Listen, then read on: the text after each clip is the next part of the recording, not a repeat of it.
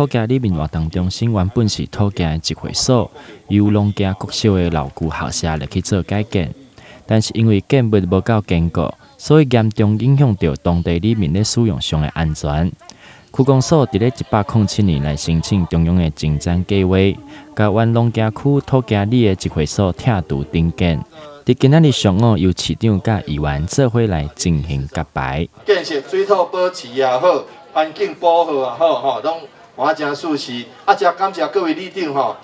大家足用心的。一寡工课咱会当做，咱用专业做。农家虽然人口无济，但是对着台南来讲是非常非常重要。咱的咱的土家的活动中心，咱中央甲咱补助几百万，准的咱嘛是家己紧来用起来希望讲。这个环境愈变愈舒适，让咱的里面有一个活动的空间。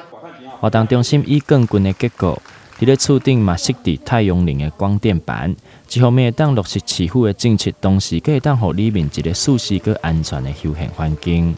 偏乡有当争取到遮侪经费，所以讲市长也注重是咱的偏乡，所以讲对咱遮一定拢甲咱督促阮爱亲力亲为，爱行到每一个角落这。应该是在座议员都有感觉阮对每一件工程我们都很关心，不管是向上级争取经费，或是后续的执行发包动作，我们就是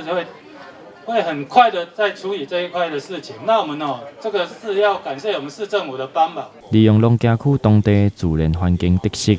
新的活动中心除了会当提供里面使用以外，未来嘛会当搭配着来二寮观日出，佮有来好行山空山寺的林条，进一步来带动当地社区观光。台南新闻刘品言采访报道。